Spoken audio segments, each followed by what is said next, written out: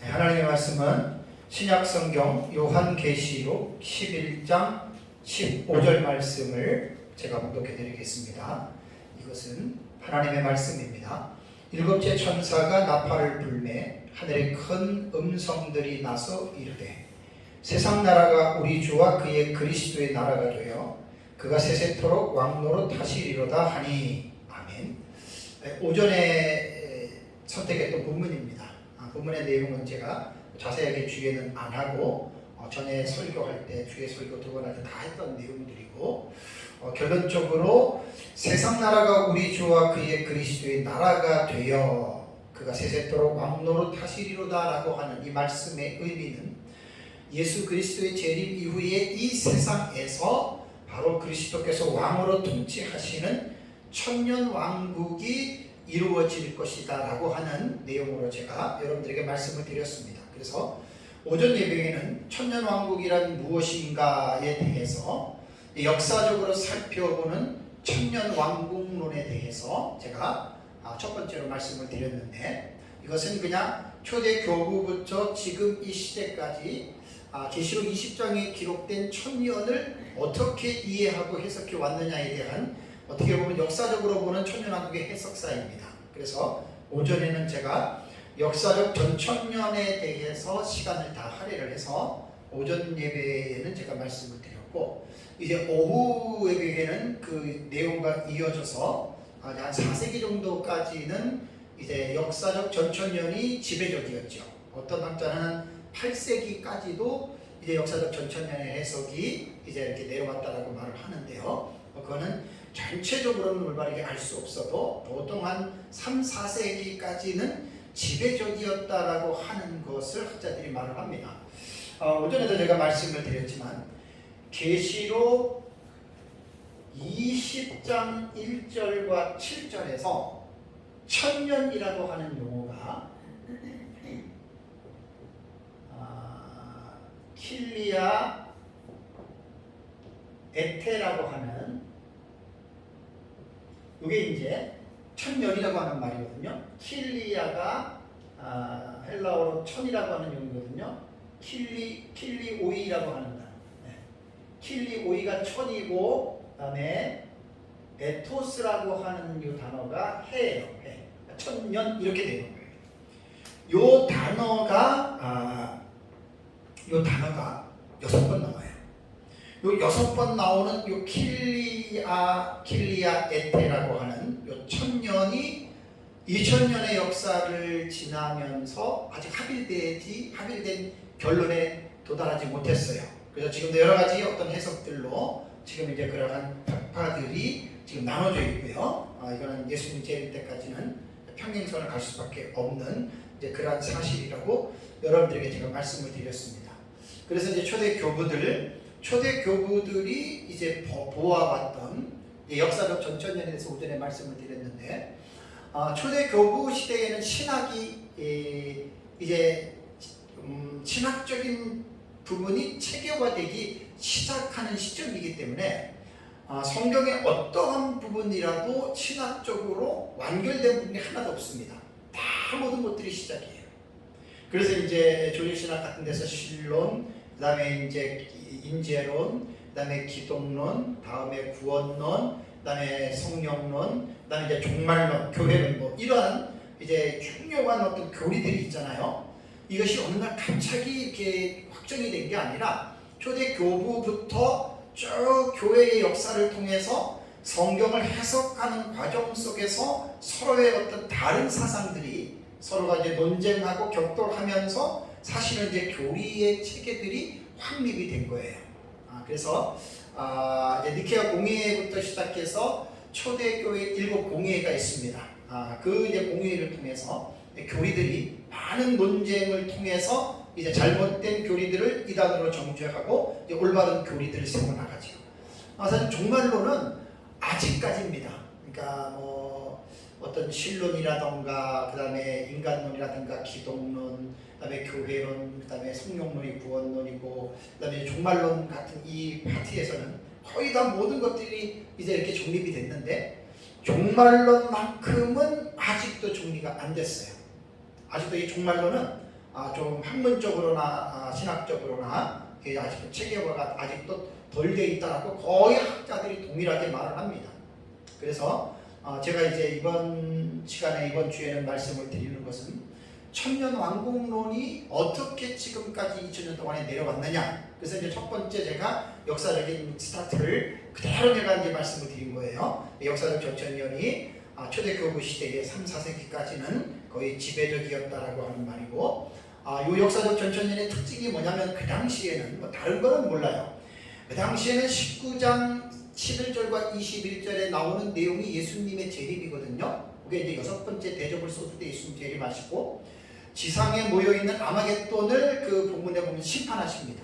심판하시고 그 다음에 이제 20장으로 넘어오면서 킬리아에테라는 청년이 나오잖아요. 그러니까 역사적 전천년의 정체성은 초대교부 시대에는 19장과 20장을 연속적으로 봤어요. 예수님 재림한 뒤에 천년기가 있을 것이다. 천년왕국이 있을 것이다. 이렇게 본 거고요. 그 다음에 그 천년이라고 하는 그 단어를 킬리아에테를 문자적으로 봤다는 거예요. 전천년주의자들은. 그래서 숫자적으로 천년이고 그 다음에 천년왕국이 이루어지는 장소는 어디냐? 그 장소를 이 세상으로 봤어요. 그래서 이제 일곱 번째 대접이 이 세상을 하나님이 불러 심판을 하는데 폐허가 된 지구에서 어떻게 사람이 살 수 있을까? 그래서 지난주에 제가 불이 섞인 유리바닷가의 15장 2절과 4절은 휴거된 무리들이 공중에 있는 거고 공중에서 무작정 있는 것이 아니라 다니엘서 12장 11절과 12절에 1290일과 1335일이 그게 이제 후삼년반을 이제 그 시작점으로 이렇게 놀 때에는 후삼년반을 시작으로 1290일과 1335일을 분기점으로 놀 때에는 그게 이제 후삼년반이 끝나고 난 다음에 30일과 45일의 기간이 75일이거든요. 그래서 이제 적절하게 지구가 불타는 기간으로서의 30일, 하나님이 하늘과 땅을 새롭게 재창조하는 기간을 45일 하면 다니엘서 12장 11절과 12절의 1290일과 1335일의 계시가 아주 나이스하게 해석이 되는 거예요. 왜냐하면 요한계시록을 다니엘과 분리시켜서 해석할 수가 없습니다. 다니엘서와 요한계시록은 동전의 앞뒷면과 같은 입장이기 때문에 반드시 다니엘과 요한계시록은 밀접하게 인볼브가 되어 있기 때문에 다니엘서와 요한계시록은 정말로는 반드시 같이 공부해야 됩니다. 그래서 이제 저희가 보는 신학적 입장은 이제 그렇게 말씀을 드렸고, 그래서 이제 초대 교부들이 전천년의 정체성은 초대 교부는 다 이제 그게 없어요. 그냥 그렇게 19장과 20장을 연속적으로 보고 문자적으로 보고 세상으로 본다라고 이제 이렇게 말씀을 드렸습니다. 자, 그러고 나서 이제 초대교부 한 3, 4세기까지는 역사적 전천년이 지배적인데 얼마 안 가서 사실은 2세기 때부터 삐걱대기 시작했어요. 왜 삐걱대기 시작했냐면 역사적 전천년의 선택 이유를 제가 네 가지로 말씀을 드렸습니다. 교부들의 지나친 과대적인 천년 왕국의 해석이 다른 사람들로부터 어떤 생각을 갖게 되냐면 부정적인 생각을 갖게 했어요. 그래서 제가 천년 왕국에 대해서도 이미 강의했고 준비했고 앞으로도 책을 쓸 텐데 전 천년론자들은 천년 왕국을 지나치게 확대 해석은 금해야 됩니다. 그래서 제가 늘 강조하는 대로 성경의 해석은 계시 의존 사색을 통해서 나오는 해석만이 진정한 해석이지 유추도 우리가 할 필요성은 있지만 계시 의존 사색에서 벗어난 유추는 차라리 안 하는 게 낫습니다. 그래서 천년 왕국은 구약과 신약 성경에 기록된 계시를 의존해서 천년 왕국을 풀어야 모든 사람들이 공감할 수 있고 동의할 수가 있는데 많은 전천년주의자들이 천년 왕국을 지나친 어떤 과대 어떤 이 포장으로 천년 왕국을 지나친 유추로 해석을 했기 때문에 지금도 마찬가지예요. 그래서 초대교부 그것 때문에 전천년이 이제 부정적인 이미지를 심어줬고, 이제 두 번째는 이단과 사이비들이 천년 왕국을 지나치게 그들이 골똘했다라고 하는 거. 그게 이제 천년 왕국에 대한 부정적인 인식으로 천년 왕국의 역사가 금방 쇠퇴하게 될 원인입니다. 세 번째는 알레고리 해석이라고 풍유적 해석, 우의적 해석, 우화적 해석이라고 성경을 문자로 보지 아니하고 문자 이면에 있는 영적인 의미를 끄집어내려고 하는, 이게 이제 알레고리 풍의적 해석인데 상당히 위험합니다. 그게 마치 이제 클레멘트의 제자 오리겐에 의해서 이제 2세기 말부터 이 해석법이 이제 드러나기 시작했고, 이제 4세기에는 이제 이게 티코니우스라고 하는 학자가 물려받았고, 그 알레고리 해석을 어거스틴에게까지 내려갔어요. 그래서 5세기 때에 들어와가지고는 이제 무천년, 이제 지금 첫 번째 시간에 무천년을 할 거예요. 그대로 제가 역사적으로 말씀을 드립니다. 그 다음에 이제 네 번째가 역사적 전천년의 셋째 이유가 정치적인 이유 때문이었다. 로마 제국하에서 그 당시에 기독교가 종말론에 대한 깊이가 없어서 이제 로마 제국의 짐승 국가에 대해서 또 메시지를 전해야 되고 이제 그런 부분들을 했어야 되는데 이제 기독교가 그거를 못했습니다. 그래서 이제 그 부분은 좀 정리하고요. 자, 그래서 이제 오전 이제 내용과 이어집니다. 그래서 이제 사람들이 이러한 네 가지 이유로 인해서 역사적 전천년에 대해서 환멸을 느낀 거예요. 부정적인 어떤 이미지가 너무 강해진 거예요. 그때 이제 때마침 이제 괴를 같이 하여 오리겐의 알레고리 풍유적 해석이 이제 드러나게 된 겁니다. 그러나서 이제 이것이 결국은 어거스틴 5세기에 어거스틴 때에 가서 이제 이 풍요적, 우화적, 우의적인 해석을 결국 이제 기반으로 해서 어거스틴이 전천년의 해석이 아닌 완전히 정반대가 되는 무천년의 해석의 기반을 놓은 것이 바로 어거스틴입니다. 그러니까 아까도 말씀드린 대로 이 풍요적 해석은 성경의 영적인 상징적인 의미를 추구했습니다. 그래서 요한계시록을 해석할 때 문자적인 해석을 거부합니다. 저게 기가 막힌, 좀 우리 제 편에서 볼 때는 너무너무 안타까운 사실이죠. 그러나 무천년 입장에서는 또 나름대로 그렇게 봐야 된다라고 주장하는 게 그게 무천년이기 때문에 신학적인 어떤 이 이질감에 있어서는 싸움밖에 일어나지 않아요. 그래서 그냥 피차 서로가 서로를 알고 그냥 이해하면 됩니다. 자, 어거스틴이 오전에 제가 열거로 내려가다가 그 강도 만난 이웃에 관한 어거스틴의 설교를 여러분 해석을 잠깐 말씀을 드렸잖아요. 그것이야말로 성경은 그렇게 해석하면 안 되는 거예요. 그렇게 문자적인 해석은 문자적으로 하고 또 상징의 해석은 상징으로 해야 되는데, 완전히 어거스틴은 열거로 내려가는 강도를 전체적으로 그것을 풍요적으로 알레고리로 해석을 한 거예요. 칼빈이 그런 해석을 얼마나 강력하게 반대했는지 모릅니다. 이단적 해석이라고까지 했습니다. 그래서 이제 어거스틴이 그의 명적인 신의 도성 그 책에서 천년기를 어떻게 해석을 했냐면, 제가 이제 자료를 가져와서 말씀을 드립니다. 계시록 20장에 나오는 킬리아의 때 이 천년간은 어거스틴이 그거는 문자적인 천년이 아니라 항상 이 알레고리는 문자적 해석을 무시해버려요. 참 이거 참 기가 막힌 일입니다. 모든 본문이 다 그렇습니다. 천년은 예수님의 초림과 재림 시까지의 신약 시대의 전체를 말한다. 그러니까 장소는 딱 나왔잖아요. 이 땅이에요. 그 언제냐? 신약 시대. 그러니까 지금이 천년 왕국이라는 이야기예요. 그 다음에 이제 계시록 20장 1절과 3절을 보면은 천사가 내려와서 사탄을 결박하잖아요.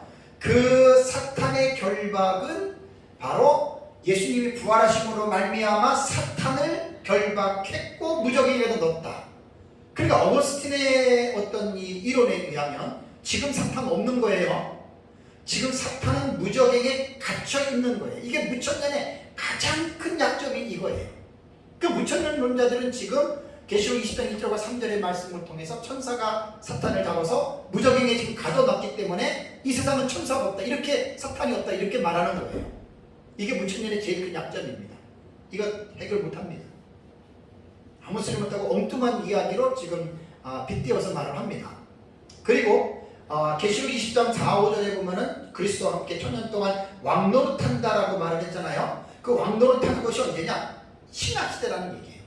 그러니까 쉽게 말하면 구원받은 여러분들이 어느 시대든지 간에 다 지금 왕이야, 왕노릇해, 이렇게 지금 푸는 거예요. 왕노릇해야 될 구원받은 사람들이 얼마나 지금도 사탄의 밥이 돼가지고 목사부터 시작해서 수많은 성도들이 어느 시대를 통해서 말도 못하게 사탄의 공격을 받아가지고 비참하게 되는데 뭐 오해를 하지 마시기 바랍니다. 이거는 정말 뭐 전체적인 입장에서 볼 때는 이게 지금 말이 안 되는 거예요. 어거스틴의 해석이. 그런데도 무천년은 신학적인 어떤 그 안 좋게 말하면 포로가 된 거예요. 이 어거스틴의 이 해석이. 그대로 지금 가는 거예요. 성도들이 왕도로 탄다. 그거는 우리 역사적 전체 입장에서 볼 때 그런 왕노릇 아닙니다. 폐간병들이 얼마나 많습니까? 전혀 그거와는 상관이 없는 거예요. 그리고 이제 그리스도에서 1000년 동안 통치한 것을 교회가 세속의 도시를 영적으로 지배하는 것이다. 어거스틴이 이렇게 말했습니다. 제가 또 묻는 거예요. 여러분, 지금 교회가 한국 교회가 개독교 취급을 받는 지가 지금 한 15년 이상 됐고, 코비드19 팬데믹 때문에 엄청나게 교회가 한 20-30%는 지금 축소가 됐고, 개들도 교회 그러면 돌 던지고 고양이도 웃고 있는 한국에 어떻게 지금 1000년 동안 교회가 지금 세상을 영적으로 지금 지배하고 있다고 보십니까? 여러분, 어거스틴의 이 해석에 동의할 수 있습니까? 도저히 저는 공감할 수도 없고 동의할 수 없는 해석들입니다. 물론 이제 무천년주의자들이 전천년의 모습부터 똑같이 말할 거예요, 저에게. 그 말하는 것은 자유이기 때문에 뭐 상대방을 비난하거나 그러지 않으면 돼요. 입장을 얘기하고 그럼 거기에 또 반론을 이제 제시하면 되거든요. 이러한 어거스틴의 이러한 사상이 천년기를 이렇게 해석한 이 사상이 무천년기설의 단초가 된 거예요. 그래서 이 무천년의 종말론은 어거스틴 이후에 중세기 로마 가톨릭과 종교개혁자들에게까지 영향을 미치게 돼서 이 사상은 어거스틴, 루터, 칼빈, 카이퍼, 렌스키, 바빙크, 버르코프, 그 다음에 게럴스 보스에 이르기까지 오늘날 이제 개혁신학자들의 거장들이 지금 무천년의 이 신학의 그룹을 따라가고 있습니다. 역사적 전체도 마찬가지입니다. 훌륭한 개혁신학의 거장들이 많이 있습니다. 그래서 제가 오전에 말씀드릴 때 서로가 완전히 다르더라도 이게 서로를 싸우거나 무시하거나 그러지 말라고 제가 말씀을 드렸던 거예요. 칼빈 같은 경우는 완전히 무천년주의자라고 표현한 적이 없습니다. 칼빈이 천년왕국에 대한 그 부분을 비판할 때에는 그 당시에 제세례파라고 하는 극단적인 무리들이 천년왕국을 정치적인 이유로 사용을 했기 때문에 칼빈이 제세례파들이 주장하는 그 천년왕국에 대해서 혐오한 것이지 교부들부터 내려왔던 그 천년기를 칼빈이 혐오한 게 아닌데 무천년주의자들 중에 어떤 사람들은 그것도 모르고 마치 칼빈이 무천년주의자다라고 이렇게 말을 합니다. 왜? 칼빈은 그렇게 표현 안 했습니다. 어떤 사람들은 칼빈이 천년왕국을 미신으로 정죄하고 했는데 조금 전에 제가 말씀을 드렸잖아요. 극단적인 제세례파를 통해서 나타나는 그것들에 대해서 말한 거지 그렇지 않습니다. 그래서 저는 역사적 전천년주의 학자였던 조지 레드 박사 책에서 이런 말이 있더라고요. 처음 2세기 동안에는 어디에선가 무천년의 해석을 찾아볼 수 없었어요. 오전에 제가 말한 대로 역사적 전천년의 정체성은 예수님 재림하시면 이 땅에서 천년왕국이 있다. 천년 동안. 이게 거의 2, 3세기 동안에는 2세기 동안에는 이것이 무천년이라고 하는 천년이 신약시대 전체니 이 땅과 하늘이니 그런 얘기가 사실 없었어요. 왜냐하면 초대 교부 문서들에 그런 내용이 없어요. 그래서 이제 레드 박사는 말하기를 영적 해석이 결국 5세기에 어거스틴에게 발견됐다면 그것은 잃어버린 진리를 회복한 것이 아니라 오히려 과거에 없었던 해석을 새로이 창아낸 것으로 보는 것이 더 자연스러울 것이다 라고 레드 박사는 그 책에서 그렇게 말을 했습니다. 그래서 어거스틴이 체계화시킨 이 무천년의 요한계시록의 해석 방법은 본문을 문자적인 해석으로 안 합니다. 거의 문자적 해석 무시해버리고 상징으로 이게 풍유적, 우의적, 우화적, 알레고리 다 이렇게 부르는 거예요. 그러니까 이제 요한계시록 기록된 사건들도 문자적으로 일어나는 사건으로 안 봐요. 무천년은 다 상징으로 봐요. 이것은 제가 요한계시록 독법 20시간 설교할 때 다 여러분들에게 자세하게 말씀을 드렸기 때문에 그것을 참조하시면 됩니다. 이 문자적인 해석과 상징의 해석은 간극이 너무나 커요. 도저히 타협할 수가 없어요. 이게 어떻게 타협이 되고 어떻게 대화가 되겠어요? 천년기에 대한 기간도 역사적 전천년과는 달리 무천년은 10년 수간이 신약시대 전 기간 상징으로 보죠. 역사적 전천년은 천년으로 보고, 또 장소도 역사적 전천년은 이 땅으로 보는데 신약시대는 두 군데로 봅니다. 어떻게 보냐면 이 땅에서 예수 믿는 사람들이 천년 동안을 누리는 것이고 죽은 성도들은 하늘에서 천년왕국을 누린다. 또 이렇게 무천년은 두 가지로 얘기를 하는 거예요. 그러니까 대화가 되질 않아요. 대화. 포지션이 전혀 다른 그런 포지션을 가지고 있습니다. 또 이제 20장 5절도 제가 이제 다음에 설교를 할 텐데 첫째 부활이 나옵니다. 헤아나스타시스 프로테라고 하는 첫째 부활의 의미가 되게 중요한데 이 첫째 부활에 대한 해석도 무천년은 거듭남으로 해석합니다. 중생. 그러니까 신약 시대에 예수를 믿으면 그 이제 영원히 첫째 부활했대. 이렇게 지금 보는 거고, 우리 역사적 전천년은 문자 그대로 두 종류의 죽은 순교자들이 육체 부활을 말하는 거예요. 전혀 대화가 이루어지지 않습니다. 이와 같이 문자적인 해석과 상징적인 해석은 도저히 대화와 타협을 할 수 없습니다. 이건 절대 안 됩니다. 그래서 이제 종말론 사대학파의 사상을 살펴보면 무천년은 극단적인 상징, 세대주의는 극단적인 문자, 양보가 없습니다. 그러니까 세대주의와 이 무천년은 극과 극이에요. 여기에서 이제 중간 지점에 서 있는 게 역사적 전천년인데, 역사적 전천년주의는 우리는 칼빈의 성경 해석을 존중합니다. 문자적인 해석을 중시합니다. 우리는 어쨌든 텍스트는 칼빈이 말한 대로 이제 기독론을 해석할 때 특히 모형적인 해석은 허락을 했습니다. 그건 이제 상징적인 해석은 알레고리 할 때는 그런 건 필요한 거예요. 알레고리가.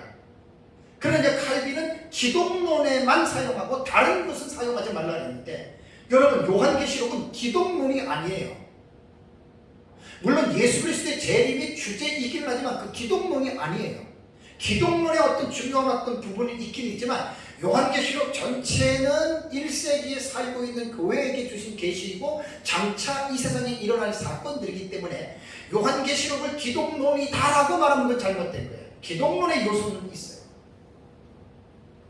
그러니까 요한계시록에 기독론에 해당되는 부분을 우리가 모형론으로 해석한다, 알레고리로 해석한다 그러면 큰 이해가 됩니다. 충분히 성경 해석에서 모형론으로 기독론은 들어갈 때가 있기 때문에 하면 되는데, 요한계시록 전체를 이게 상징으로 보는 것은 칼빈이 아마 천국에서 얼마나 마음이 아파할까 저는 그렇게 생각합니다. 그래서 역사적 전천년주의는 문자적 해석을 중시하면서 상징에 해석된 본문은 우리는 상징으로 해석을 합니다. 그래서 저는 역사적 전천년이 가장 요한계시록을 해석하는 이 부분에서 좋은 저는 장점을 가지고 있다라고 그렇게 이제 생각을 합니다.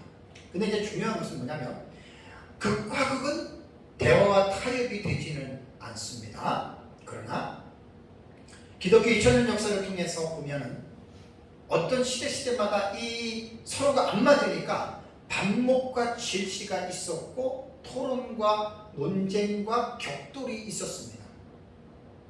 그런데 그럼에도 불구하고 나와 다르더라도 서로의 입장을 존중하면서 왔다고 하는 이 모델을 우리는 배워야 됩니다. 제가 종말론을 연구를 하면서 앤서니 후쿠마가 개혁주의 무천년설, 종말론도 쓰고 인간론, 기독론, 조직신학을 썼거든요. 그 앤서니 후쿠마하고 그 다음에 이제 이미 천국 가셨지만 조지레드 박사하고 아주 유명한 신학계의 고장들입니다. 미국의 신학자들. 이 사람들이 완전히 서로가 다르잖아요. 그런데도 레드와 앤서니 후쿠마의 책을 보면 이분들이 내가 좋은 점을 배운 거예요.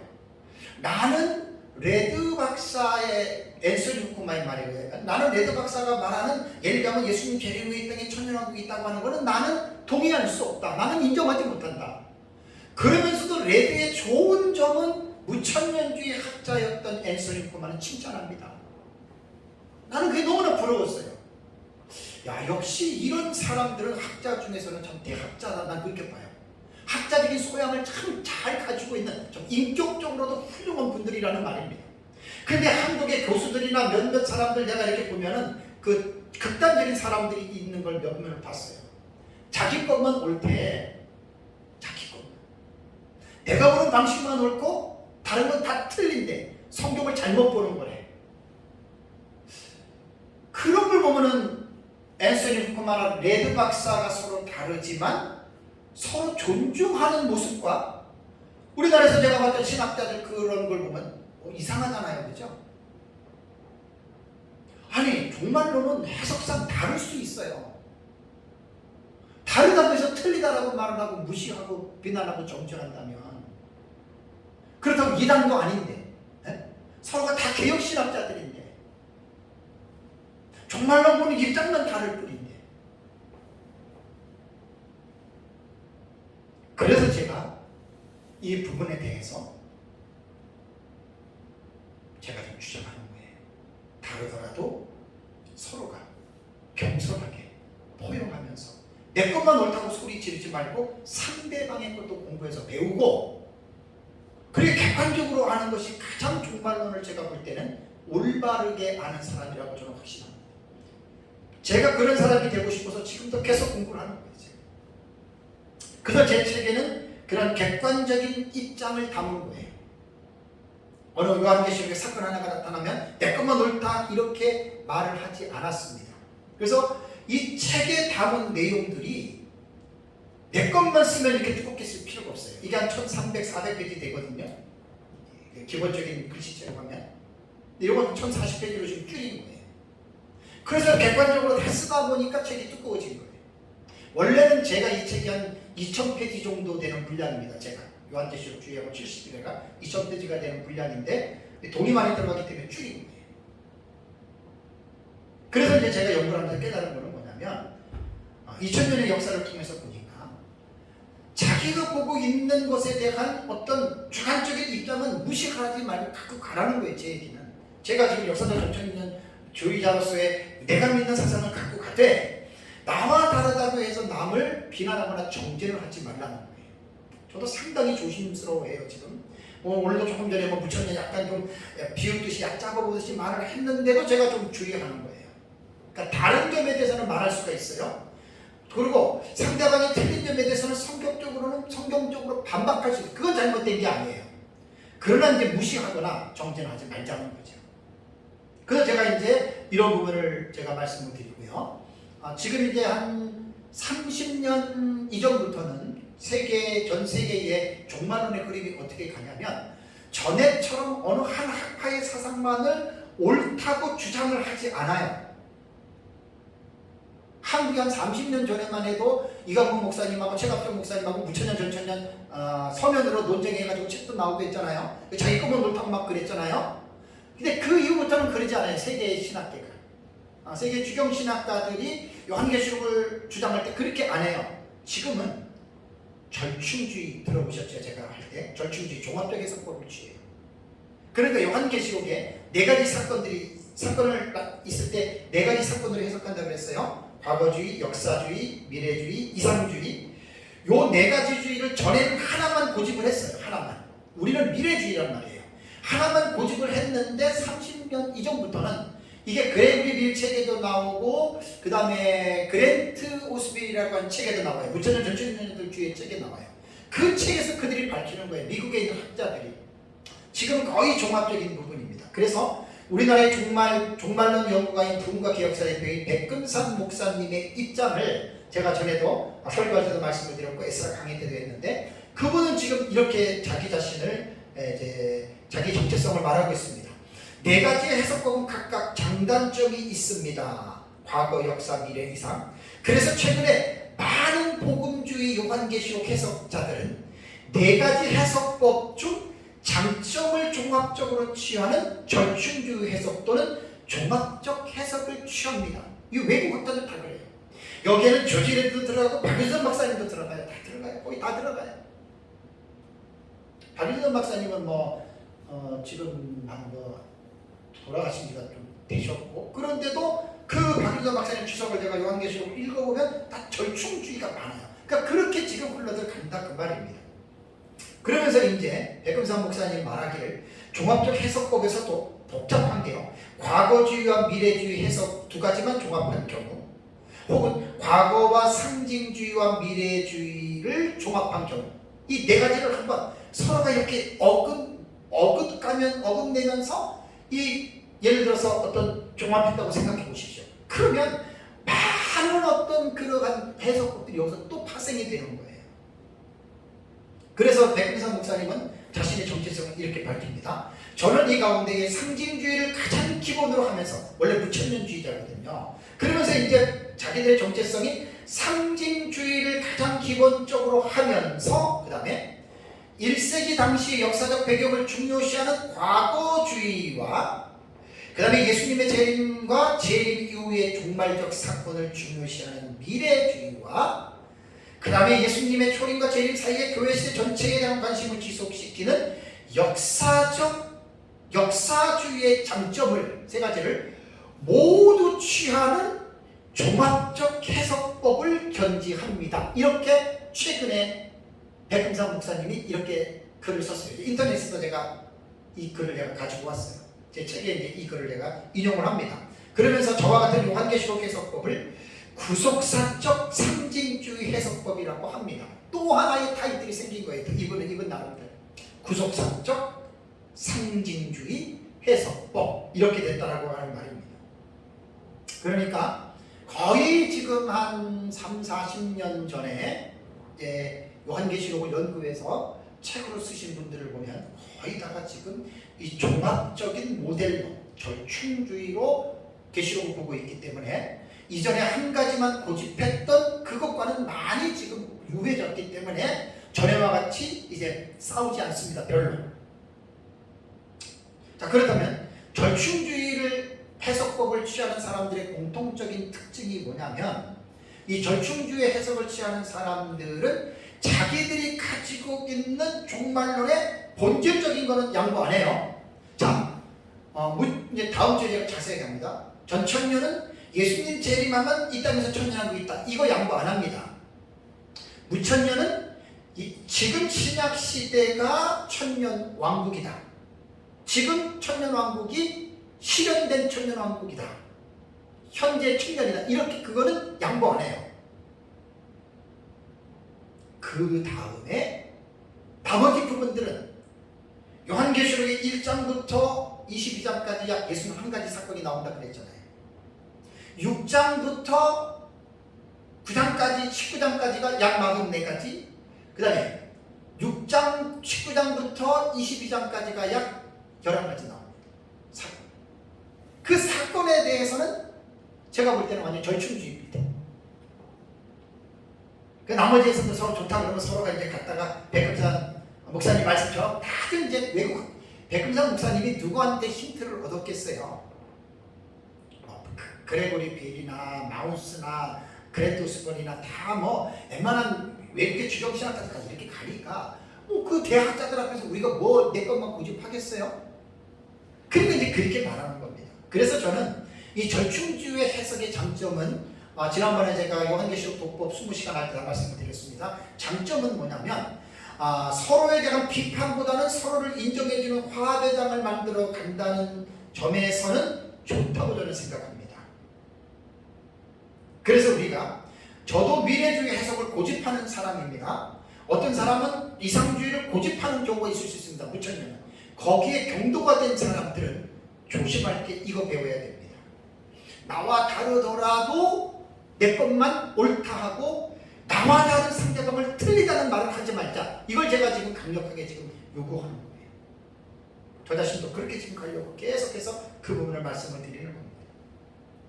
그래서 자기와 다르다고 해서 틀리다라고 하는 이 배타적인 이러한 입장은 피차에 조심해야 된다. 이게 장점이고, 단점은 뭐냐면 이게 이것저것 혼합을 하다가 보니까, 종합을 하다가 보니까 뚜렷한 정체성이 없어요.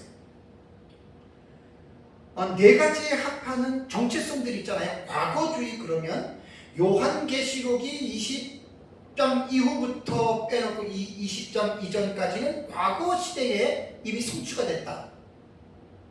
좁은 과거 넓은 과거 말씀드렸어요. 그다음에 역사주의는 요한계시록의 내용이 이 신약시대 전체를 커버하면서 말하는 것이다. 뚜렷한 정체가 있었잖아요. 미래주의는 요한계시록의 6장 이후의 내용이 예수님 재림 직전에 나타나는 종말적 사건이다. 뚜렷한 정체성이 있잖아요. 이상주의는 요한계시록에 기록된 사건은 그냥 개인적인 사건으로 일어나는 게 아니라 상징적으로 신구약 신약 시대 전체에 일어나는 사건으로 선과 악의 대립을 통해서 선이 이긴다. 이게 상징으로 보자. 뚜렷한 정체성들이 있잖아요. 종합적인 해석법은 이게 무너져 버린 거예요. 단점이 바로 이겁니다. 뚜렷한 정체성이 없기 때문에 오히려 더 혼란한 해석법이 저는 절충주의 해석법이라고 제가 말씀을 드립니다. 저는 누가 뭐라 그래도 미래적 해석법을 저는 지향합니다. 그러나 이제 내 것만 옳고 너는 틀리다라고 하는 이런 부분들은 피자가 서로가 이제 조심해야 됩니다. 우리가 기독교 안에서 여러 가지 교파들이 있잖아요. 장로교, 감리교, 침례교, 오순절, 구세군, 성공회, 가톨릭, 전국, 정교회 같은 이런 다른 교까지 있는데 이게 여러분 캐톨릭은 캐톨릭, 정교회는 정교회, 장로교는 장로교, 오순절은 오순절 뚜렷한 자기 정체성들이 있어요. 예배 모범도 있고 교회 정치에 대한 정체성이 있는데 다 섞었다고 생각해 보세요. 간혹가다 그런 사람들이 좀 있습니다. 이것저것 섞어가지고 우리는 초교파다. 그거는 이것도 아니고 저것도 아니에요. 그래서 이제 역사적 전천년에 대한 그러한 부정적인 인식으로 인해서 어거스틴 때에 확립이 됐던 것이 이제 무천년기설이다. 그래서 무천년기설은 제가 다음 주에 자세하게 합니다. 무천년을 어떻게 보는지 신약시대 전체를 제가 한번 도표를 그려가면서 할 거니까요. 그때 보는 걸로 하고 그러면서 이제 4세기부터 종교개혁 때까지는 로마 제국 하에서 기독교가 이제 움직였잖아요. 그죠? 기독교가 거의 무천년이었습니다. 사실 종교개혁가들의 한 70% 정도가 무천년의 종말론을 따랐다고 보면 돼요. 무천년주의자들 좋아할 거 없습니다. 그 역사적으로 제가 사실 좀 말씀드립니다. 그리고 한 20-30% 정도는 그래도 이제 역사적 전천년의 흐름들을 이어온 학자들이 그래도 있어요. 나름대로. 그러다가 이제 무천년이 쭉 나가다가 이제 종교개혁 이후에 종교개혁이 일어나면서 16세기는 종교개혁 시대잖아요. 그 다음에 17세기는 청교도 시대이면서도 17세기 후반부터 부흥의 시기가 여러분 돌아오기 시작합니다. 18세기까지. 이때 어떤 종말론의 사상이 등장을 하냐면 후천년설의 사상이 등장합니다. 포스트 밀레니얼리즘이라고 후천년설. 이게 이제 후천년설은 제가 지난주에도 자세하게 설명을 할게요. 이 천년기설은 아주 자세하게 배우게 됩니다. 토마스 아퀴나스는 어거스틴의 신학을 이어서 무천년으로 갔는데도 이 사람의 영향으로 또 후천년설이 이제 발전이 됐다 그래요. 이제 그러고 나서 이제 18세기에 이르러서는 이제 후천년설이 큰 변화를 겪게 되면서 또 하나의 무천년에서 분화가 된 어떤 독립된 사상으로 후천년설이 이제 18세기에는 좀 강성하게 좀 이제 확산이 됩니다. 18세기에 유니테리안 주석가인 다니엘 휘트비라고 하는 이 학자에 의해서 후천년기설이 이제 확산이 됩니다. 후천년기설은 말 그대로 천년기 후에 예수님이 재림한다라고 하는 그러한 뜻이거든요.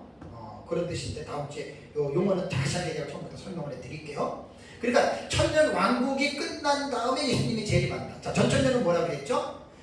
천년 왕국이 이르기 전에 예수님이 재림한다가 전천년이고 천년 왕국이 끝난 후에 예수님이 재림한다가 후천년이에요. 그러니까 엄밀하게 말하면 무천년이라고 하는 용어는 틀린 거예요. 무천년도 후천년이에요. 왜? 이 세상에서 그들은 현재를 천년으로 보기 때문에 이 세상의 천년 왕국이 끝나고 예수님이 재림하니까 그래서 원래는 전천년 후천년으로 불러야 돼요. 그건 다음 주에 더 자세하게 제가 이제 말씀을 해드리겠습니다. 자, 이제 무천년과 후천년은 똑같이 천년 왕국이 끝난 다음에 이제 예수님께서 재림한다라고 보는 것이 이게 후천년인데 무천년도 같은 어떤 그러한 구도를 가지고 있습니다.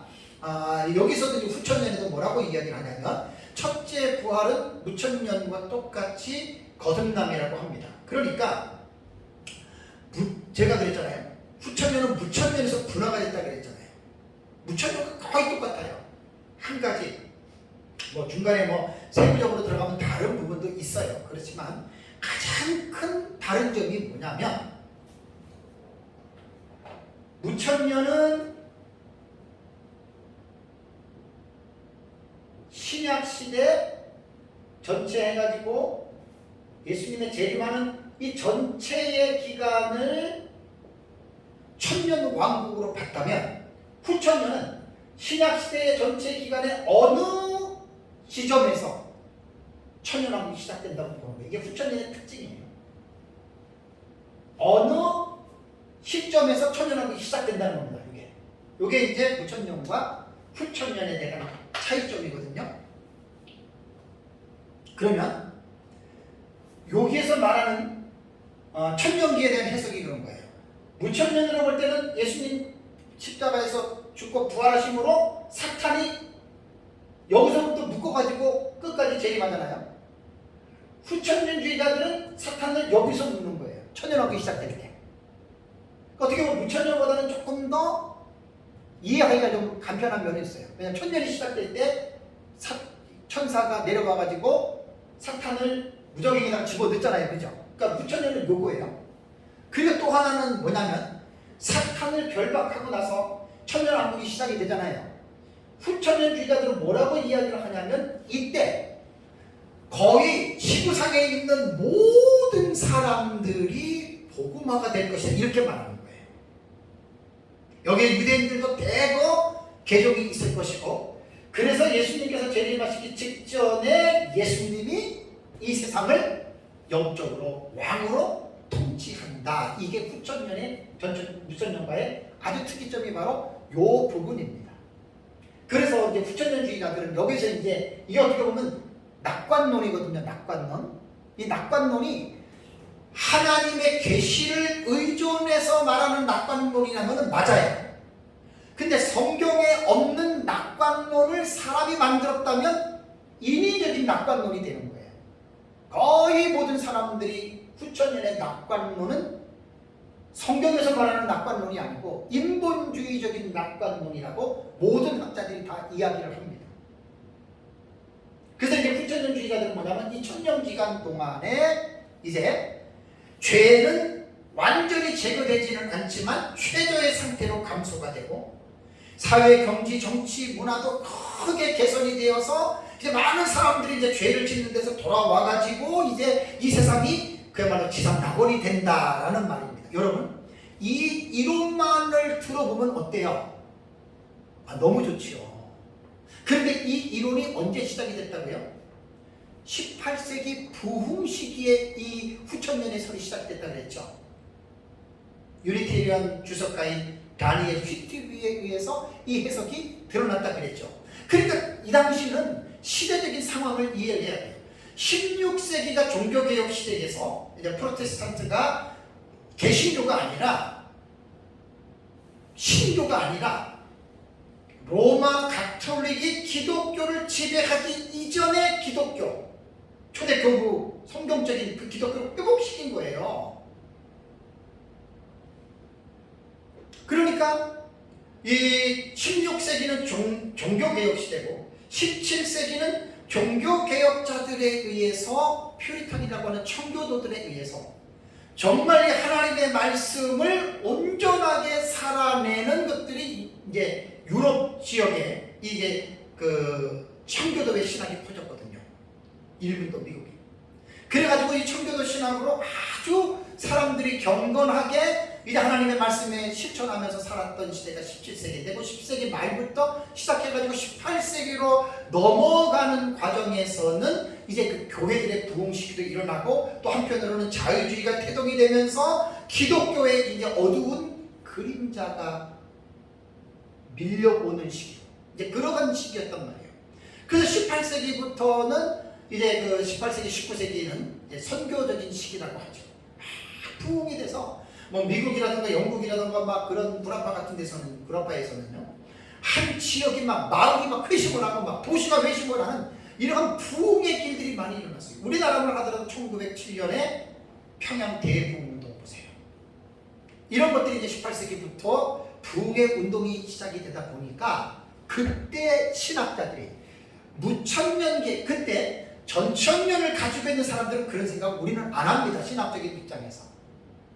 왜냐하면 우리는 예수님이 재림하셔야 이 세상이 천년왕국이 이루어진다라고 전천년설을 믿기 때문에 아무리 이 세상에서 뭐 어느 시기에 복음을 전해가지고 나라가 지역이 막 회심해도 우리 그 천년왕국 우리 절대 해석을 안 해요. 전천년은. 근데 무천년의 신학을 가지고 있던 사람들에게 틈새가 생긴 거예요. 왜냐하면 서구에서 그 부흥기 시대를 보니까 이러다가 이제는 이 부흥이 전 세계적으로 미치면 어떻게 돼요? 전 세계가 다 뒤집어지고 회개하고 죄가 감소가 되고 전부 다 예수님 믿게 되겠다. 그래서 이제 무천년주의자들이 잠깐 한눈을 판 거예요. 잠깐 한눈을 팔고 격길로 가서 이 후천년이라고 하는 이 학설을 만들어냈는데, 그럼 이 학설을 누가 만들어냈느냐? 이단이 했느냐? 무슨 잘못된 사람이 했느냐? 아니에요.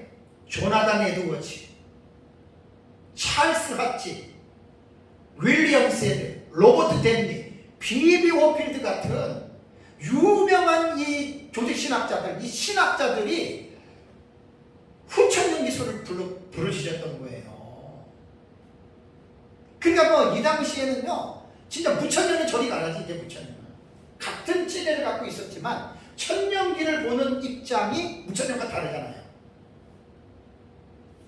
그래서 18세기까지는요 후천년이 엄청나게 무천년에서 자리를 옮긴 거예요. 그래가지고 후천년이 이렇게 막 꽃을 피웠습니다.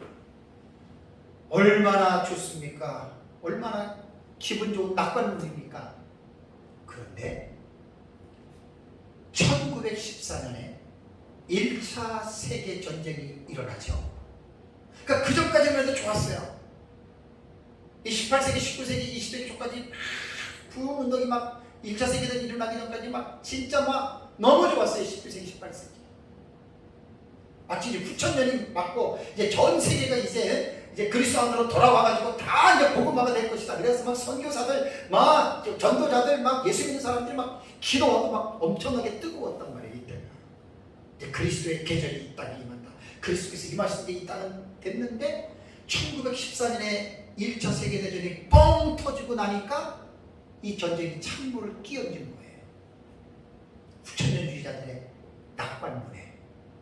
그러고 나서 1939년에 25년이 지난 다음에 2차 세계대전이 뻥 터집니다. 그래서 독일의 히틀러의 잔인한 만행으로 유대인들이 600만 명 이상이 가스 연기로 사라지죠. 미국의 대공황은 1900년도 초에 대공황이 일어나고, 그렇게 아메리칸의 드림을 꿈꾸면서 전 세계 사람들이 막 미국으로 몰려가고 막 미국이 지상에 나버리고 막, 그때 이제 후천년이 한참 피크로 올라가다가 1, 2차 세계대전을 통해서 인간이 얼마나 끔찍한 일을 저지를 수 있는 히틀러를 보면 나타나잖아요. 미국이 히로시마하고 나가사키에 원자폭탄을 투하하잖아요. 그래서 1, 2차 세계대전을 통해서 후천년설은 우리가 잘못 봤네? 그냥 이렇게 스스러진 거예요. 지금은 거의 후천년설 인정 안 합니다. 그러니까 그때 한때예요. 다니엘 휴트비에 의해서 시작된 것이 조나단 에드워드, 찰스 하치, 윌리엄 세드, 로버트 댄리, 비비 워필드 같은 대학자들이 무천년에서 후천년으로 자리 이동을 했다가, 그게 이제 낙관론이 아까 말씀드렸잖아요. 성경적 낙관론이 아니라 인본주의 낙관론입니다. 그러니까 이런 대학자들도 하박국서 2장인가 보면은 물이 바다를 덮음같이 여호와를 인정하는 것이 온 세상에 가득하리라고 하는 이 말씀을 후천년주의자들이 이 시대로 끌어온 거에 장면을 상대로. 아무리 유명한 대학자고 성경에 박식해도 인간은 인간이기 때문에 실수할 수 있고 성경을 잘못 볼 수 있습니다. 이것은 칼빈도 마찬가지고 누구든 마찬가지입니다. 조나단 에드워즈나 존 오웬이나 어떤 누구든 마찬가지입니다. 완벽 신학자는 있을 수가 없습니다. 완벽하다라고 하는 그 자체가 자만이고 교만입니다. 그래서 후천년은 자연히 묻혀지게 됐습니다. 그러고 나서 이제 19세기로 돌아와요. 19세기로 돌아오면서 세대주의 전천년기설이 이제 딱 머리를 들기 시작합니다. Dispensational Premillennialism이라고, 이것이 세대주의라고 하는 용어입니다. 19세기에 이제 유럽의 기독교의 상황은 자유주의 신학으로 인해서 부흥기와 같이 맞물려 갔는데요.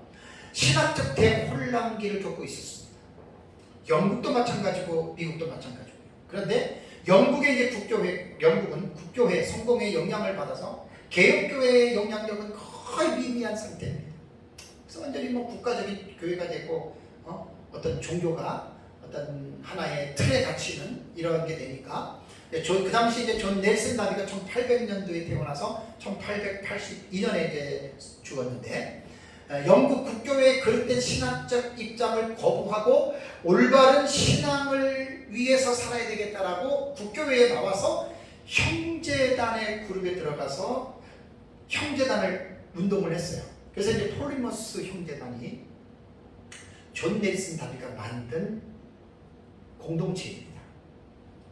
그래서 이제 이 넬슨 다비가 결국은 이제 세대주의 종말론을 만드는 창시자가 되는데, 다비가 어떻게 세대주의 종말론을 만들었냐면, 자 여러분, 성경을 통해서 우리가 보면 학자들은 반드시 이전의 역사서를 봅니다. 그게 학자입니다. 학자들은 책을 보는 게 학자입니다. 다비도 의사였고 또 신학도 했고 공부도 깊이 한 사람이기 때문에 다비가 왜 고전을 안 읽었겠어요? 초대교회 교부들 이레네우스, 히폴리투스라든가 저스틴이라든가 그런 저서들을 읽었을 거 아니에요, 그죠? 그런 거를 읽다 보니까 넬슨 다비가 종말론에 대한 부분을 어떤 나름대로의 깨닫고 체계화를 시킨 게 역사적 전천년 종말관을 다비가 물려받은 거예요. 자, 이때는 만약에 다비가 어거스틴의 사상에 감화가 됐다면 무천년으로 갔을 거예요. 근데 다비가 초대 교부들의 그 신앙의 정체성이 역사적 전천년의 사상의 은혜를 받고, 그 역사적 전천년이 초대교회 때 전부 다 정체성이 있는 게 아니에요. 그냥 틀만 잡아놓은 그 틀을 다비가 가지고 와서 거기서 나름대로 이제 성경을 연구하면서 만든 것이 세대주의 종말론입니다. 그 세대주의 신학입니다. 다음 주에 제가 자세하게 설명을 하겠습니다. 간단하게 중요한 부분을 말씀드리면, 세대주의의 장점은 뭐냐면, 무천년에 의해서, 그러니까 초대 교부 시절에 한 3, 4세기까지는 전천년이 어느 정도 지배적이었는데, 이제 그 5세기부터 어거스틴의 해석법인 무천년의 해석이 종교개혁 때까지 쭉 내려오다가 잠시 1, 2세기 동안에는 또 후천년이 이렇게 또 지배적이다가 넬슨 다비가 나오면서 세대주의 전천년을 딱 사람들에게 가르치면서부터 완전히 세계적인 이 사상이, 종말론의 사상의 그림이 완전히 뒤바뀌어져요. 많은 사람들이 다비가 만든 세대주의 전천년으로 그냥 몰입하게 됐어요. 그래서 저는 세대주의 종말론의 장점으로 말을 한다면, 역사적 전천년의 사상을 리바이벌 시켰다고 하는 점에서는 저는 참 좋은 점이다라고 생각을 합니다. 그러니까 이제 전천년이 그동안에 이제 잠잠하다가 이제 이 다비에 의해서 전천년이 들어가잖아요. 프리밀레니얼즘이라는 전천년이 들어가잖아요. 예수님 재림 전에, 아니 천년 왕국 전에 예수님이 재림하신다, 이 소를 갖고 있잖아요. 이게 이제 급속도로 이제 19세기 들어오면서 영국을, 미국을, 유럽을 완전히 지금 이게 뒤덮어 버린 거예요. 세대주의 전천년이. 그런데 이제 문제가 뭐냐? 세대주의 전천년의 단점은, 제 책에 아주 내가 좀 어느 정도 집어넣습니다. 성계시 의존 사색을 통해서 종말론의 교리를 만든 게 아니라 성경과 벗어난 내용들이 너무 많습니다. 세대주의. 이건 제가 비난하고 정죄하는 게 아니라 올바른 비판이에요. 자, 예를 들자면 세대주의는 예수님의 재림을 두 번으로 말합니다. 공중에 영적으로 재림해서 그 다음에 또 뭐예요? 교회가 7년 환란 전에 공중으로 다 휴거된다. 이거는 성경에 없는 거예요. 근데 그들의 눈에는 있다고 말을 하니까 거의 다가 세대주의자들이 다 틀렸다고 보거든요. 예수님 재림을 그 다음에 7년 환란 끝나고 예수님이 이제 공중 재림한다. 예수님 재림이 두 번이에요. 또 7년 환란 전에 교회가 환란을 통과하지 않고 환란 전에 죽거든요. 이거는 성경이 뒷받침하지 않아요. 그 다음에 세대주의는 19장에 본 어린아이 혼인잔치에 대한 예고가 나오거든요. 그 청년왕국인데 세대주의는 교회가 환란전에 휴거가 돼서 공중에서 7년 동안 그들은 세상은 대환란이고 거기서 예수님과 함께 혼인잔치를 이룬다. 이것도 성경에 대한 올바른 해석이 아닙니다. 또 하나는 69일의 이후의 장차의 기간을 유대인들의 왕국을 건설에 실패했기 때문에 신약시대는 왕국을 연기했다. 이거 참 어떻게 이거는 좀 궤변이거든요. 궤변. 예를 들면 이런 말입니다. 유대인들이 예수님이 자기 땅에 왔을 때 유대인들이 예수님을 영접했다면 그것으로 세상의 역사는 끝난다는 거예요. 그러니까 신약시대가 존재할 필요가 없고 교회가 생길 필요가 없다는 게 세대주의자들이 말해요. 이걸 가지고. 여러분 이게 말이 됩니까? 아무리 봐도 성경적으로 이거는 우리가 지지할 수 없는 내용이거든요. 또 하나, 다섯 번째는 세대주의는 7년 대환란은 유대인들만 겪는다. 아니지요. 왜냐하면 그들이 이미 교회가 휴거됐기 때문에. 이것도 이제 성경하고 안 맞는 거고, 마지막 한 일의 전체가 다 유대인들만 겪는 대환란이다. 이것도 안 맞는 거예요. 똑같이 우리 역사적 전체는 7년으로 봐도 세대주의와 틀은 같다도, 이 틀이 같다라고 하는 말은 뭐냐면 다니엘서 9장의 71회에서 한 일의 틀을 제시했기 때문에 그거 똑같다는 얘기예요. 내용은 전혀 달라요. 많이 달라요. 그리고 이제 세대주의는 천년왕국의 주인이 누구냐? 유대인이라고 합니다. 아닙니다. 이것은 뭐냐면 세대주의가 교회와 이스라엘을 문자적으로 철저하게 구분하는데 완전히 잘못된 겁니다. 그리고 또 하나는 아홉 번째는 예루살렘에서 성전이 세워지는데 천년왕국 때 거기서 짐승을 가지고 피제사를 드린대요. 이거 뭐 거꾸로 갑니까? 말이 안 되는 얘기들을 이렇게 한 거예요. 그 다음에 이제 율법과 은혜를 세대주의는 적대적으로 구분합니다. 마치 구약의 율법은 완전히 잘못된 것이고 이건 없어져야 될 것이고 막 은혜만이 최고, 이건 상당히 잘못된 거예요. MRD안의 율법과 은혜라는 책이 한 40년 전에 나온 책이 있어요. 40년 더 됐을 수도 있어요. 제가 신학교 다닐 때 초기에 한 30, 제가 목회한 지가 32년이니까 한 37년, 7, 8년 전에 그때 MRD안의 율법과 복음인가? 율법과 은혜인가? 그 책을 잠깐 감명 깊어. 그게 세대주의 입장에서 쓴 거예요. 그러니까 율법과 복음을 적대적으로 구별해서 완전 율법 완전 잘못된 거야.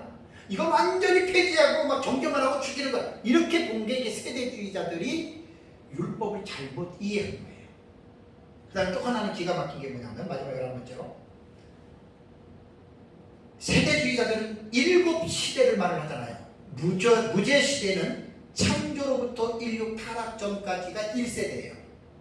두 번째는 양심 시대는 인류 타락부터 노아 시대까지를 양심의 시대로 딱 그 피리어드를 딱 구분합니다. 세 번째는 인간 통치 시대를 노아부터 아브라함 시대까지가 이제 인간 통치 시대 세 번째 시기고, 네 번째 시기는 약속 시대라고 해서 아브라함부터 모세까지의 그 시기를 가르고, 다섯 번째는 율법 시대로서 모세부터 예수 그리스도에까지를 율법 시대로 봐요.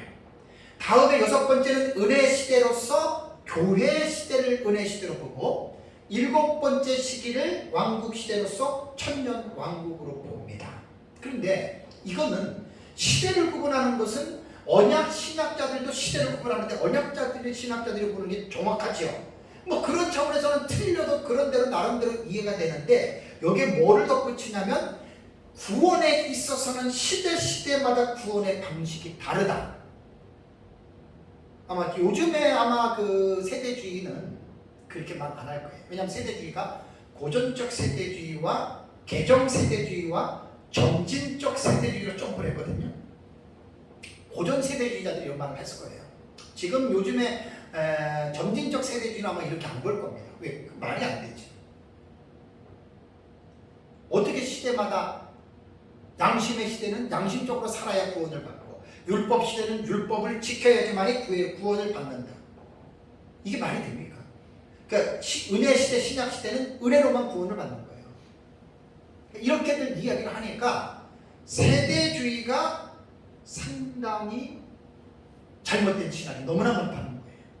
우리는 은혜 시대에 살고 있기 때문에 율법이 십계명을 존중하지만 우리 생활의 신앙의 유일한 법칙으로 지킬 의미가 없다. 이렇게 세대주의자들 말하는 거예요.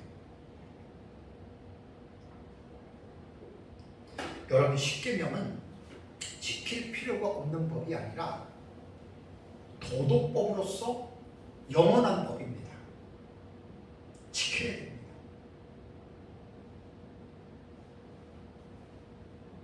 그걸 갖다가 은혜 시대이기 때문에 율법을 어떻게 십계명을 율법에 들어가지만 도덕법이니까요. 그러니까 십계명에 대한 기본적인 이해가 너무 부족한 거예요.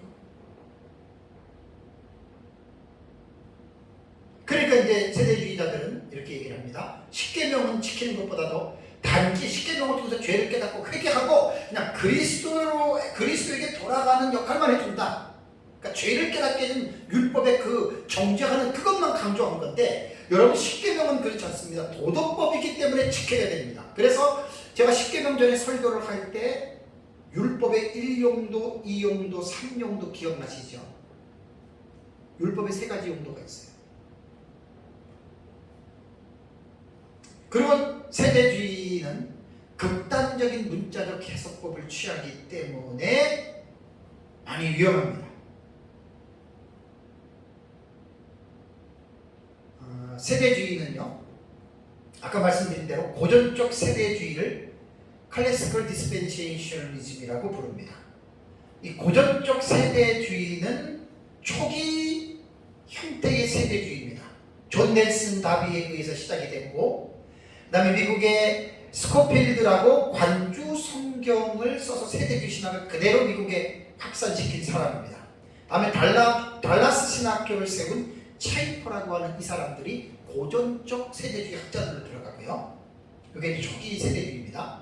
다음에 이제 개정 세대주의는 찰스 라일이나 존 월브드나 드와이트 펜테코스트 등 이런 사람들을 통해서 한 1960년에서 한 80년대까지 1950년대부터 1970년대까지의 이제 개정 세대주의는 그 초기의 클래식 그 세대주의보다는 조금 진전이 된 위험한 해석들을 조금 걸른 그런 이제 세대주의고, 점진적 세대주의는 이제 점진적 세대주의가 프로그레시브입니다. 점진적 세대주의가 프로그레시브 디스펜세이셔널리즘이라고 부르죠. 점진적 세대주의는 이제 로버트 소시와 크레이그 블레싱이나 게럴박이라고 하는 이 학자들이 1970년대 이후부터 이 학자들이 이제 나름대로 자기네들이 용어를 붙인 거예요. 점진적 세대주의로. 이 상당히 그 무천년 미국의 학자들의 그 누군가요? 개혁지 무천년설 공어를 쓴 킴 리들바거나 샘 스톤즈의 책이 무천년자 책이라 되는데 거기서 그 사람들의 책을 보니까 현재의 점진적 세대주의는 상당히 많은 진전이 있었다 그래요. 위험한 해석들을 거의 이제 따르지 않고 거의 뭐 조지 레드가 봤던 역사적 전천년적인 수준이 있다라고 말을 하기 때문에, 그래서 저도 세대주의를 비판할 때는 이제 조심해야 되겠다. 내가 지금 세대주의를 비판할 때 이것이 클래식 상태, 그러니까 초기에 그 세대주의를 비판하는 것이냐, 아니면 리바이스라고 해서 개정 세대주의를 비판하는 것이냐, 아니면은 프로그레시브 점진적 세대주의를 비판하는 것인가. 분명하게 비판할 때는 정확한 근거를 가지고 비판들을 해야 됩니다. 무조건 싸잡아서 지금 그 사람들이 그렇지 않는데 이전에 어떤 잘못된 그것 가지고 지금 비판하면 비판하는 사람이 무식한 거예요. 저도 상당히 지금 조심스러워요. 이번에 제가 이제 요한계시록 독법을 쓸 때에 이 부분을 조금 더 제가 정리해서 넣으려고 합니다. 공부 좀 더 해서. 세대주의는 참고로 말씀드리면 이단 아닙니다. 어떤 사람들은 세대주의를 이단처럼 이야기를 해요. 나는 그 사람이 진짜 무식한 사람입니다. 교수도 박사도 무식한 사람입니다. 제 말이 틀리지 않는 게 뭐냐면 어느 쪽 세대주의를 가지고 지금 이단이라고 부르짖느냐 말이에요.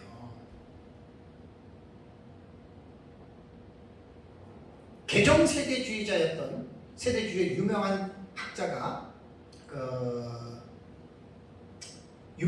누구냐면은 존 왈부드거든요. 존 왈부드의 주석에 보면 4장 1절에 이리로 올라오라, 그 교회의 휴거라고 왈부드는 얘기 안 합니다. 그러니까 초기의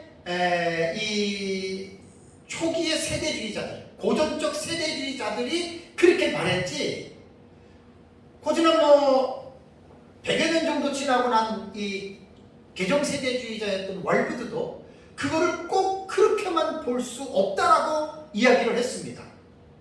그러나 그럴 수도 있다라고 길은 열어놨지만, 그렇기 때문에 우리는 세대주의자들이 4장 1절에 이리로 올라오라, 지금도 물론 초기 세대주의를 믿고 있는 세대주의자들이 있기는 해요. 그러나 많이 진보가 된 사람들 중, 전진이 된 사람들 가운데는 왈부드 같은 경우는 그렇게 강조하지 않습니다. 그렇기 때문에 우리가 환란전 휴거에 대해서도 이 부분들을 정확하게 알고 여러분 우리가 비판을 해야 된다라고 하는 거, 저도 이제 상당히 좀 조심을 하고 이런 부분들을 제가 좀 참조를 하려고 합니다. 그래서 세대주의가 이단이다? 공식적으로 전 세계적으로 세대주의가 이단이라고 하는 사람이 없어요. 그러면 아니 누구 이단을 했는데 그 사람이 극단적인 사람이에요. 무천년이든 전천년이든 그 사람이 극단적이란 말이에요. 공식적으로 세대주의는 위험하지만 이단이라고 정지한 적이 없습니다. 제가 알기로는 몇몇 이제 극단적인 무천년주의자들이 가장 많죠. 세대주의는 이단이다. 아닙니다. 증명을 해볼까요? 늘 제가 말씀드려요. 미국의 텍사스주의 달라스 신학교가 세대주의 신학교입니다. 묻겠습니다. 달라스가 이단입니까? 한국에서 달라스에서 신학 박사 학위 받은 사람이 몇 명인 줄 아세요?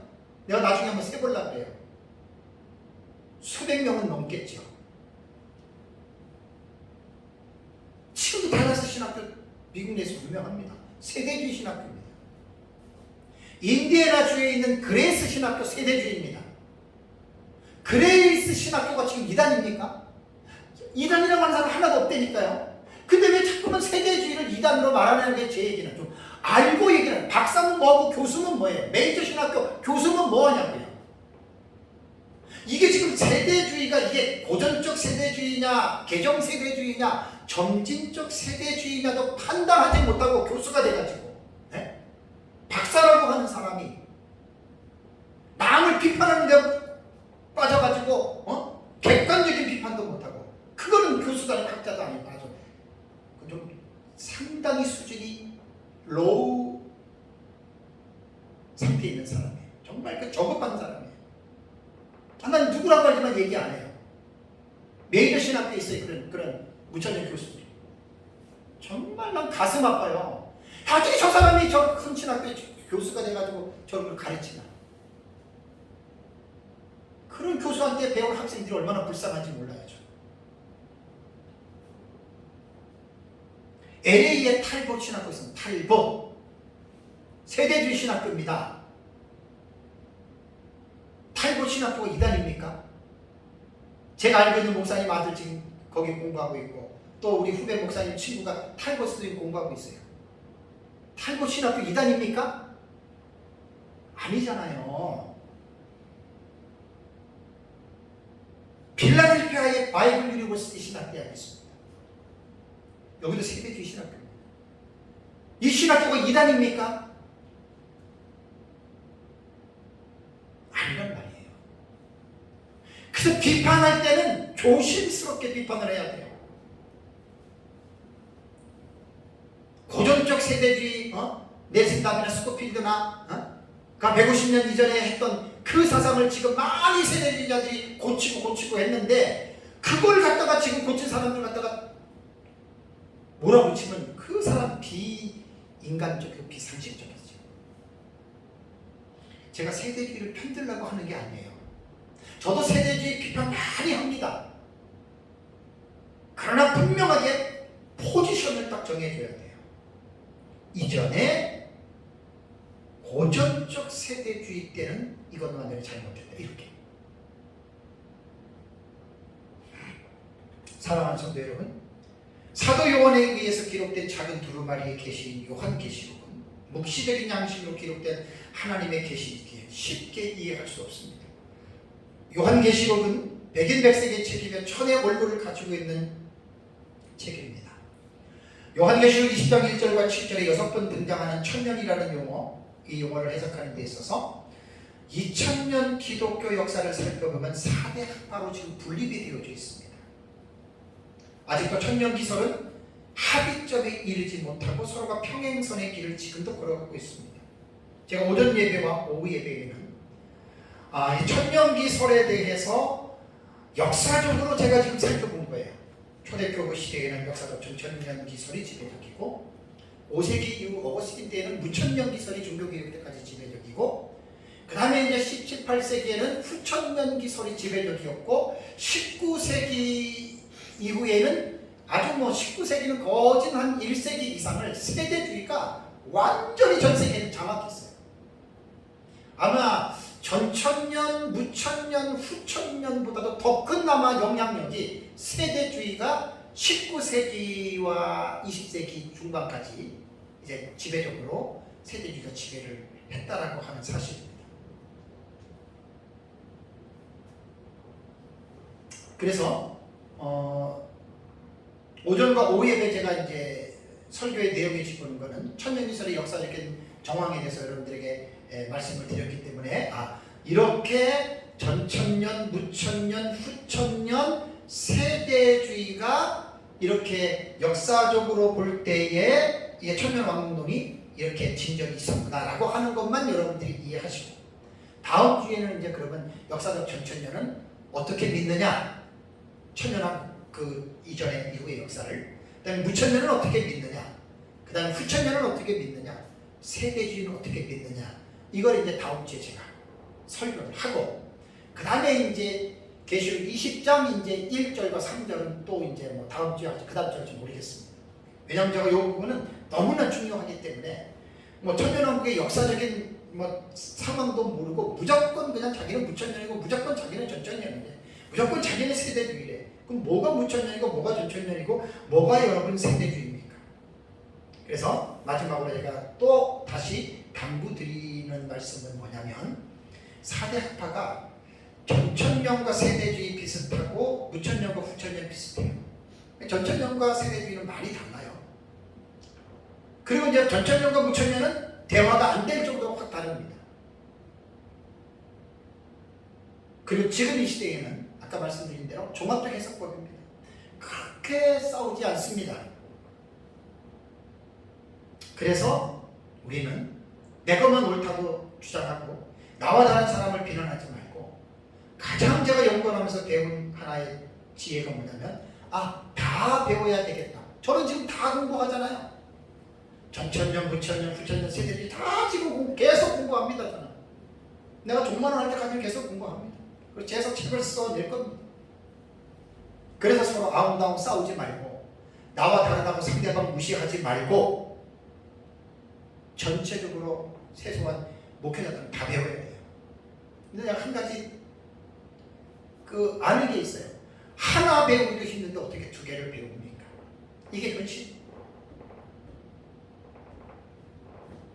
어쨌든 우리가 믿고 있는 방법은 개인의 자유입니다.